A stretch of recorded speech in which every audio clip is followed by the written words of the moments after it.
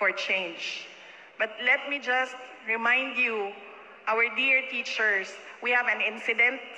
Kung nabasa ninyo sa balita, diba, nga ang bata gisagpa sa maestra, o niya na hospital, niya namatay ang bata. Initially, we see sa iyahang medical certificate na it was brain edema ang cause sa iyahang pagkamatay, and the autopsy is ongoing ito sa Philippine National Police, and we are waiting for the results of the autopsy. Let me just remind you, all our teachers, that the children are entrusted to your care. Dili ninyo dapat ginahilabtan ang mga bata. Nanay, kuan word sa ato ang mga kaigsuunang Muslim. Haram na ihilabtan ang mga bata. Whether it be physical, sexual, verbal abuse, you don't do that to children, especially those that are entrusted to your care fully by the community, by their families. You are supposed to take care of them. You are supposed to mold them into the best citizens that we can have for the future of our country.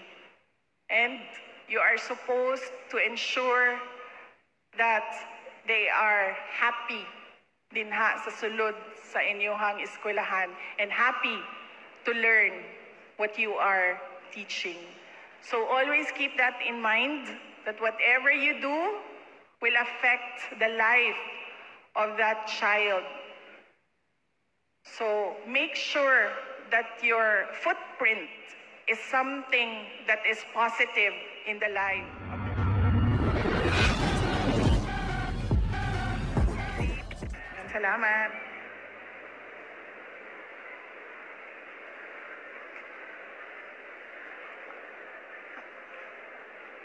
Mga kababayan, ladies and gentlemen, assalamualaikum. Madayaw, maayong adlaw kaninyong tanan. Magandang araw sa inyo. Unahin ko po muna ang aking mga pagpapasalamat. Una po, ang pagpapasalamat ko sa atin pong hosts sa venue, ang Father Saturninos Urios University Morelos Campus. Maraming salamat po sa inyong suporta sa World Teachers Day celebration. Nagpapasalamat din po tayo. Let us give a warm round of applause for Senator Amy Marcos. Sorry. Mamaya explain ko sa inyo kung bakit ko siya hinila papuntang Butuan.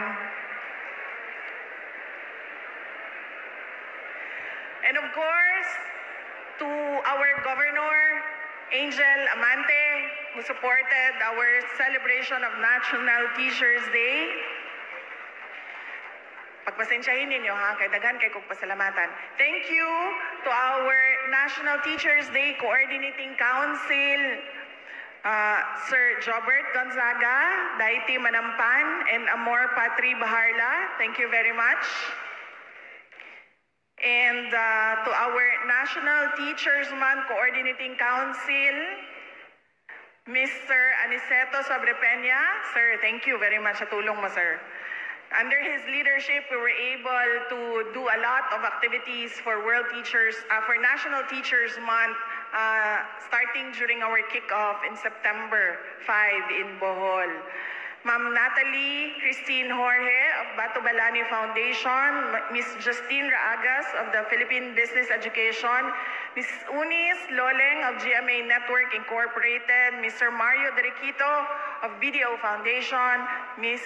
Maria Esther Santos of PLDT Smart Foundation, Mr. Niel Humawan of China Bank Savings, and our private sector partners, Mr. James Christian D., Mr. Julian Aboitis, Ms. Shai Revilla Cabal, Dr. Amable Aguiluz, Mr. Felizardo Colambo, Ms. Eileen Jane Lanot, Ms. Sheila Madasigan Bahado, Ms. Jeffrey Tarayaw, Mr. Carlos Sampan, Mr. Victor Hanolino, Ms. Mary Bernadette Fernandez, Ms. Shireen Yu, Ms. Annie Fuentes, and Ms. Lenny Olmedo. Nagpapasalamat tayo sa ating mga private sector partners for their all-out support for our celebration of the National Teachers Month and World Teachers Day. Thank you very much.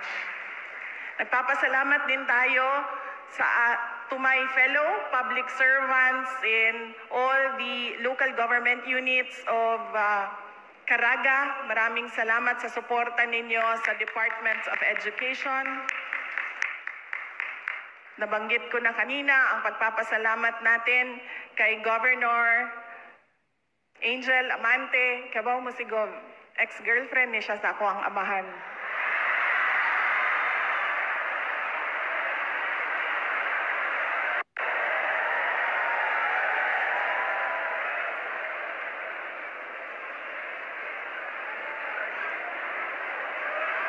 Wa sila magkadayon. Kay grabe daw ka babaero akong amahan, ingon ni Gov. Sa di na ako maantos nga si Digong, grabe kadaghan o girlfriend. Naabtan na ako sila nga mag-uyab sila. Di na lang ko ma-mention sa tuig no, kay basin mamali ko og sultigog kung kanang tuig ato. Nag-uban mi sa ako ang amahan sa Manila, congressman siya, nya nag-eskwela ko og law sa Manila. Nya moabot na ang ako ang amahan, magkurog-kurog, magdagan pasulod sa balay, sa townhouse. Nya mo na siya, day nasuko na pud si iyay, day nasuko na pud siya sa ako. Ano ko unsa naman po gibuhat nimo? Basaing na lang ha. Mangutana ganay gani mangutana sa mga asa ko giing na lang gyud nga nag-uban gyud ta.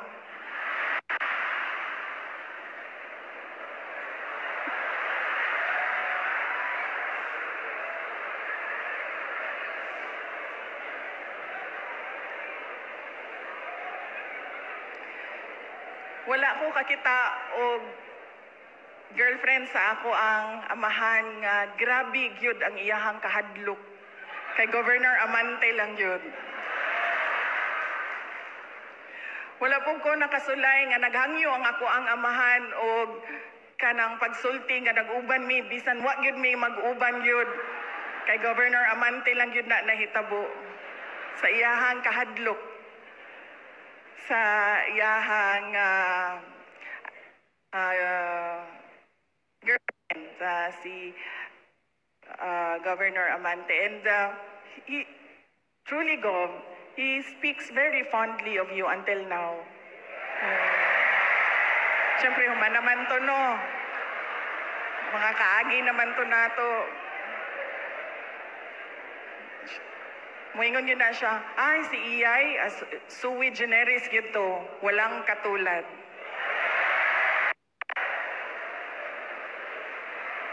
Basin wa lang ka mahibalo nga ingana. He's very fond of you. Oh. Patay gyud ko ani sa tanan lain pang girlfriend no. Okay? Wa pa na human ako ang mga pagpasalamat. Padayon nato ang ato ang mga pagpasalamat. Unang-una, ang ako ang pagpasalamat personal kaninyong tanan sa tabang ninyo, sa suporta ninyo, sa kampanya ninyo, ug sa boto nako sa nilabay na piniliay. Daghan kayong salamat sa oportunidad na gihatag ninyo sa ako ang mahimong Vice Presidente sa ato ang nasod ug Secretary of the Department of Education. Ang ikaduhang pagpasalamat, ginapaabot ni Pangulong Bongbong Marcos ang iyahang pagpasalamat sa inyong suporta sa iyahang 8-point socio-economic agenda padung sa bag-ong Pilipinas. Ug ang ikatulong pagpasalamat mao ang gikan sa amo ang pamilya, sugod sa ako ang lolo si Governor Vicente Duterte nga dinhi kaniadto nagpuyo sa Kabadbaran, Agusan del Norte. Padulong sa ako ang amahan nga si former President Rodrigo Duterte nga hadlok kaayo sa inyong gobernador. Sa ako ang mga igsuon, sa tibuok pamilya namo, ug gikan kanako, dako kaayo ang amoang utang nga kabubuton kaninyong tanan sa oportunidad na ginahatag ninyo kanamo nga magtrabaho sa ato ang gobyerno, makahatag og kontribusyon sa ato ang nasod. The opportunity that you give to our family to contribute to nation building is truly special, and we are forever grateful for this opportunity. Daghang kayong salamat mga kaigsuonan namo dinhi sa Caraga, dinhi sa Mindanao.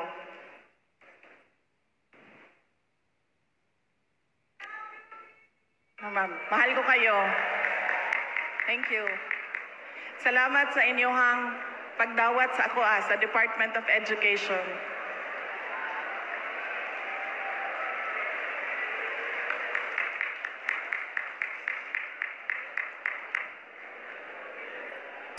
Grabe na kayo mo pakpak si Gubma. Mura na sa kuha, nagidaan niya. Bantay lang yun di siya o niya, si Inday Sara.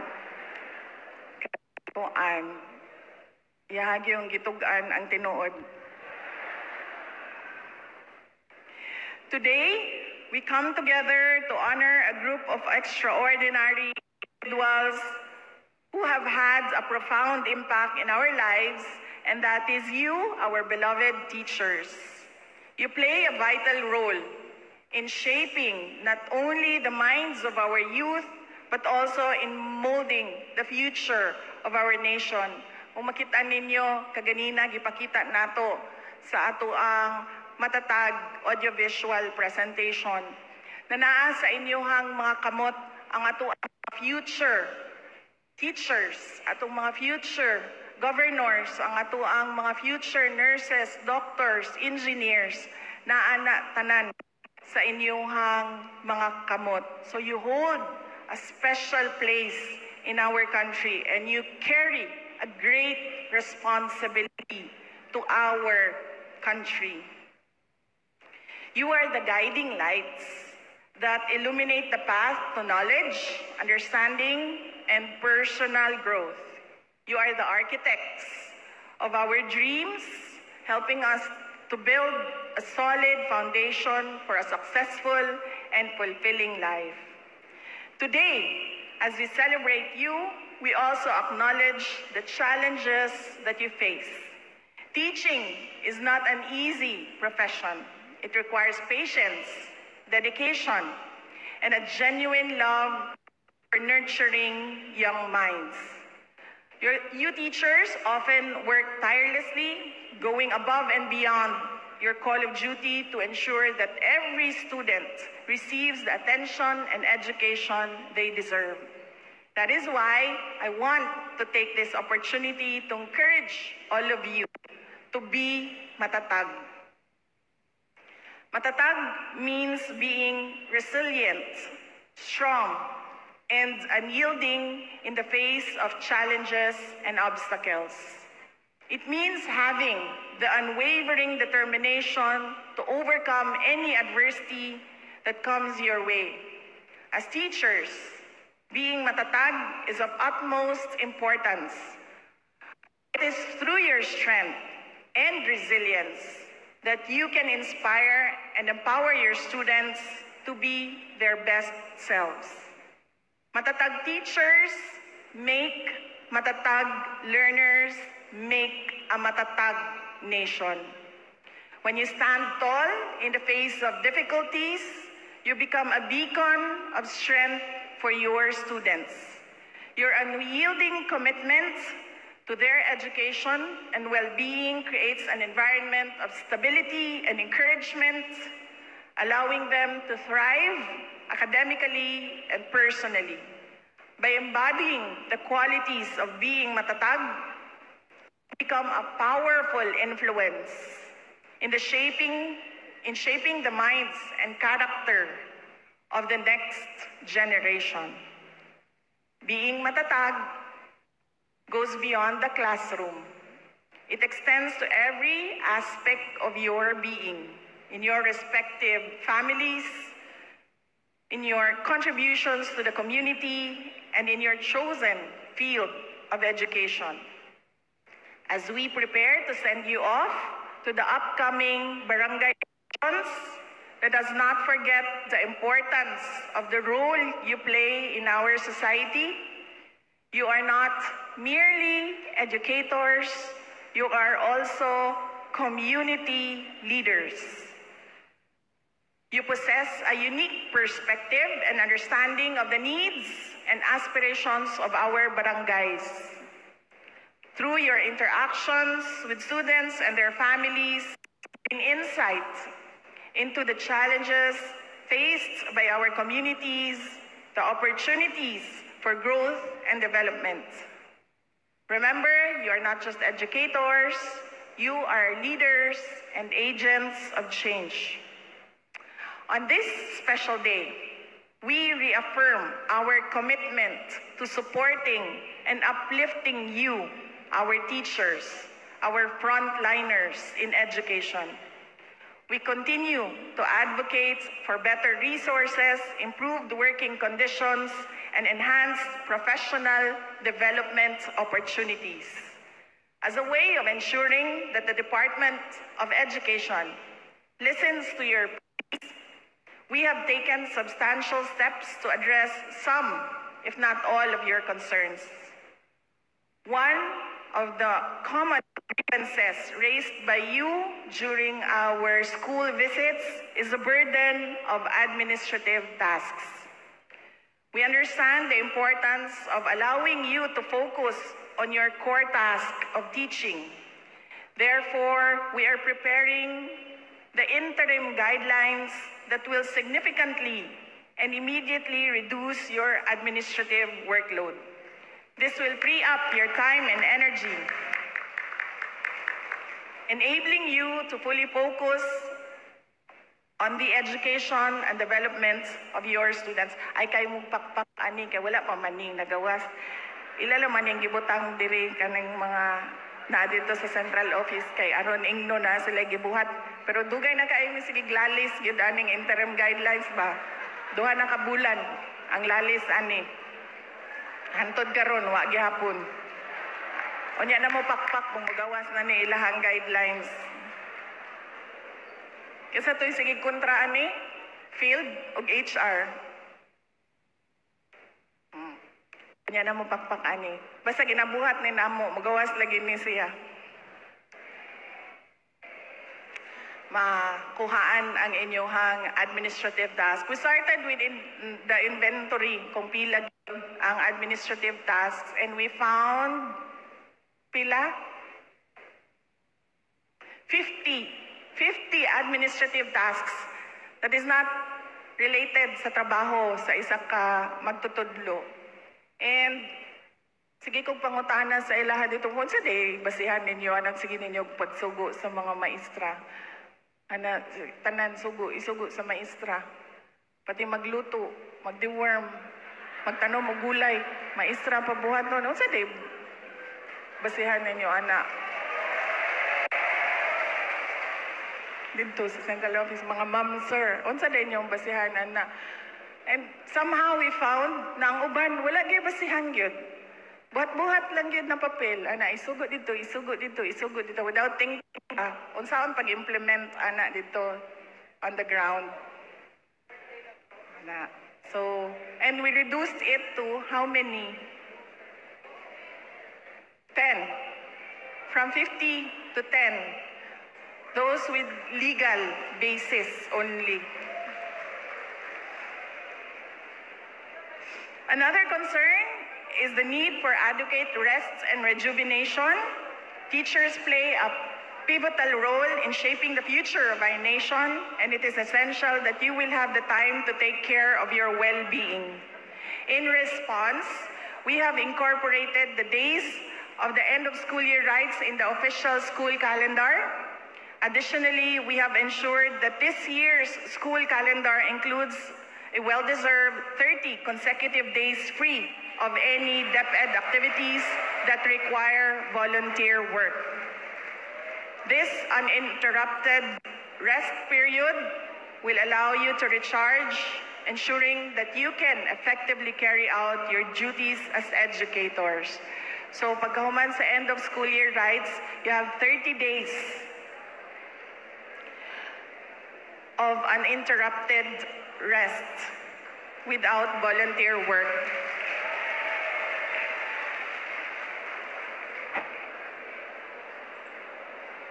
Kani po, dugay kay namugilas-lisan dito sa central office. Muna ganing dili na gani ko ganahan mag-adto dito. No, muna magganahan na lang kung magsigig adtong mga eskwelahan. Dugay kay mi naglalis ani ba? Kay mo ingon ko ngano, unsay inyuhang basihan. Nganon dili mo mohatag o rest break. Nya wag gyud makatubag. Duha ka bulan balik-balik may balik-balik. Wala gyud magsige ko ipasulat na ko ang department order dito sa ilaha. Pagbalik di gihapon mao. Nya pasulat na pud nako dito bali ibalik na dito sa ilaha. Ipasulat na kung unsay gusto nato ipasulat. Di gihapon nila ibalik nga kung unsa ang gusto nga may tabo. Mato ka sa kaadlaw ingon ko sa isa ka abogado dito sa central office ingko lingkuran tagod ni ko abogado man ka, di ba? Siya o. Ko abogado man ko, duha man ta ka abogado diri lingkuran tani ba tanaw na to. Sige ihap na mo simig ana-ana og kalendaryo. O unsa may giingon sa balaod o kani. O unsa may ingon sa balaod kani. Ug may isa ka adlaw lang nabuhat na mo 30 days. Walay buhaton ng mga maestra.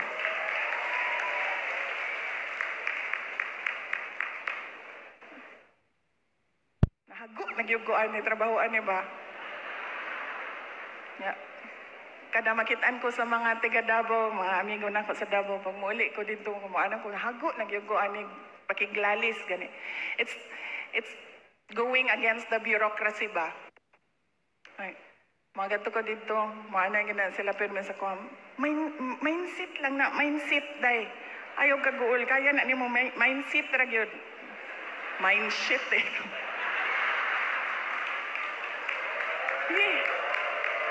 Oh. So, ang tanan volunteer work comes after your break and you can still earn service credits on top of your 30 days na break.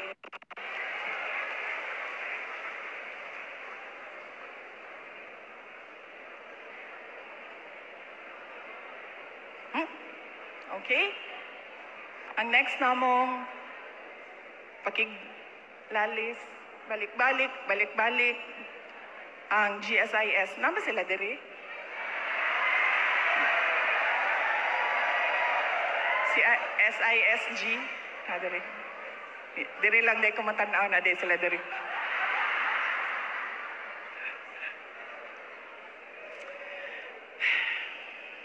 In order to address the issues that you have surrounding the government service insurance system, we have been actively engaging with them to find solutions. As a result, we have signed a memorandum of agreement with GSIS guaranteeing a dedicated and exclusive lane for teachers in all branches. We have also established a specialized team within said agency to handle teachers' concerns, ensuring that your needs are given the special attention and support they deserve. Tingnan na mo sila, more than half of your members are DepEd personnel. So dapat doon na mo dedicated team para sa DepEd. And they agreed. To show our commitments of taking good care of you, we have procured a personal accident insurance through the GSIS to provide coverage for all teachers and the Department of Education personnel. This insurance covers up to 100,000 for accidental death or dismemberment and up to 30,000 per year for medical reimbursement due to injuries sustained in accidents. It is important to note that this policy covers accidents both here and abroad, whether work-related or not. So you have this insurance. Daghang salamat, GSIS. And we are also, as of today, October 5, 2023, the personal accident insurance policy is already active. Simba ko, ayaw lang unta mo mga disgrasya, and all teachers and DepEd personnel are covered. In addition to all those that I have mentioned, we have with us today GSIS officials ready to answer any inquiries or concerns that you may have. This is just the beginning, as we are continuously working with GSIS to develop kininindot ni sige may og kuan follow up ani sa ilaha supplemental health insurance cover on top of PhilHealth, ensuring comprehensive support for your health needs. Recognizing the need for teachers to have sound legal advice, especially when it comes to loan contracts, we are working on a website that will provide legal aids and advice, especially on reviews of contracts that you enter into for loans.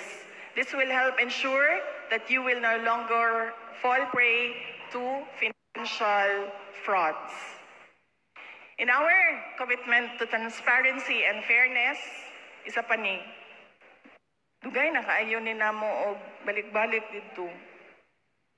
The Department of Education is developing an automated system for objective selection in the hiring and promotion of teachers. We believe that meritocracy should be the guiding principle in building our education workforce, and we are taking concrete steps to ensure a fair and equitable process. On this World Teachers' Day, we are coming together to express our gratitude and admiration for you, our teachers. We celebrate the lives you touch, the minds you shape, and the futures you mold. You are the unsung heroes, the guardians of knowledge, and the catalysts for change. But let me just remind you, our dear teachers, we have an incident. Kung nabasa ninyo sa balita, diba, nga ang bata gisagpa sa maestra, unya na hospital, unya namatay ang bata. Initially, we see sa iyahang medical certificate na it was brain edema ang cause sa iyahang pagkamatay, and the autopsy is ongoing ito sa Philippine National Police, and we are waiting for the results of the autopsy. Let me just remind you, all our teachers, that the children are entrusted to your care. Dili ninyo dapat ginahilabtan ang mga bata. Nanay, kuan word sa ato ang mga kaigsuunang Muslim. Haram na ihilabtan ang mga bata. Whether it be physical, sexual, verbal abuse, you don't do that to children, especially those that are entrusted to your care fully by the community, by their families. You are supposed to take care of them. You are supposed to mold them into the best citizens that we can have for the future of our country. And you are supposed to ensure that they are happy dinha sa sulod sa inyong eskwelahan and happy to learn what you are teaching. So always keep that in mind, that whatever you do will affect the life of that child. So make sure that your footprint is something that is positive in the life of the child. Next time, I will tell you about my experience about my teacher, kung giunsa niya pabag-o sa ako ang kinabuhi, and how a teacher, an English teacher in high school, inspired me or gave me the courage nga mo eskwela o law and mahimong lawyer. But I do not have the time right now kay medyo taas ang atuang programa. But once again, we would like to thank all of you. Daghang salamat sa inyong serbisyo ug sa inyong sakripisyo sa atuang para sa atuang nasod ug para sa atuang mga anak. Happy World Teachers Day kaninyong tanan. Ay, sorry, wala pa ko nahuman, good. And so we go to Senator Amy Marcos, anak ko sa iyahas ko sen. Kanang pwede ka mo adto o butuan. Kana siya sa kuan sa kano sa man na ko sa kuan World Teachers Day magud namo unya ang amo ang celebration kick off namo sa Teachers Month September 5 sa Bohol. Unya, ang Luzon namo dito sa Malacañang Palace, konsyerto para sa mga guro atong October 1. Unya, pagka October 5, mag-celebrate World Teachers Day dito sa Butuan, sa Caraga Region. Yan na siya. Sige. Muadto ko dito kay kinahanglan ta magpasalamat sa ato ang mga maestra. Yan ako, okay, sige. Daghang salamat sa imong pagdawat sa imbitasyon, pero ang tinuod yun nag-imbita ta ka kay gusto nako hatagan nimo og regalo ang mga maestra sa World Teachers Day.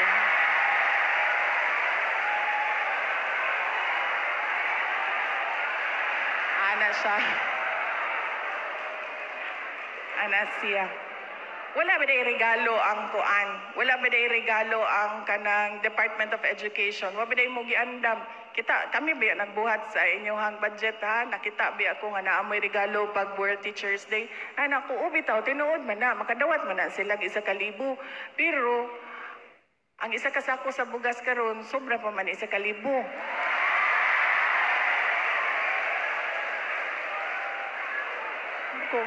Alangan naman, anak ko, ang naman, gabi po kasi, pabiyahiun ni mo, padulong butuan, dugay kaayo, 3 ka oras, 4 ka oras, niyang pagkauman, walay dala pa uli.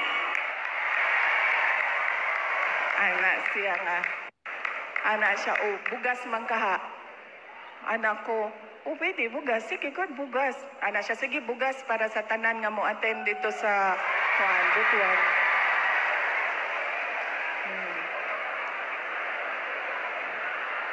Yan ni anak ko.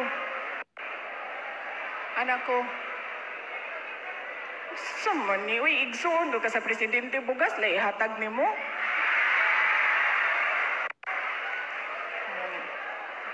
Ana siya nga, ay sige, kanang mag-andam pod mi o kanang kinahanglan kay sa mga maestra no, because we have to be very corporate, we need to be very pleasant looking, so mag-andam pod mi og lipstick og mga pulbos para sa ato ang mga extra lipstick o powder. Yan ako. Ngayon saon man ng mga lalaki nga di man na sila nag-lipstick o powder sen. Ingon dayon siya sa kuan. Sige lang kay ihatag ra man na nila sa ilang mga girlfriend o sa ilang mga asawa ang lipstick o pulbos. Sige, salamat. Yan ako sa iya ha. Kusen, kibalo ba ya kano nga ang Pilipino ba ya no dili ba ya mukaon o bugas o kanon lang. Kinahanglan na isudan. Ano?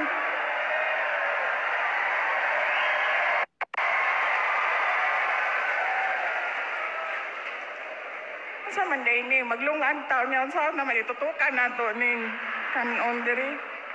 Mag-imagine na lang ta nga naatay lechon manok. Kanon, imagine na lang ang lechon manok na diri. Anak ko di mo na pwede, siya unsa man di, ko tagay na sila pang palit og lechon manok, kaya ano na ay sudan.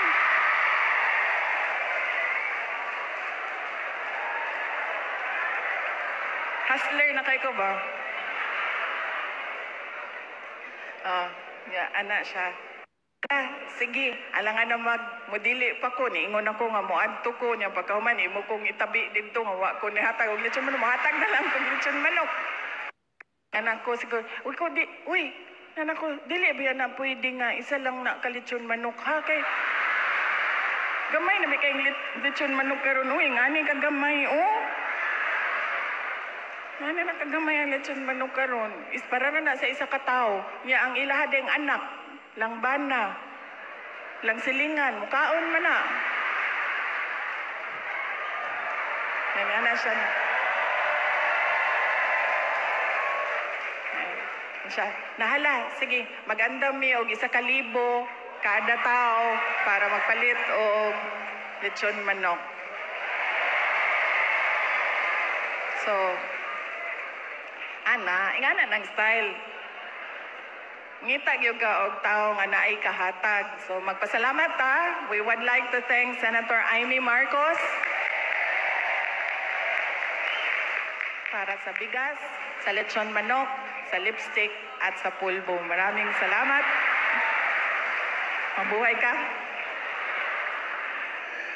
Mga kababayan, patuloy tayo maging matatag sa pagguyod ng isang bansang makabata at mga batang makabansa. Ang lahat ng ating ginagawa ay para sa Diyos, sa bayan at sa pamilyang Pilipino. Syukran.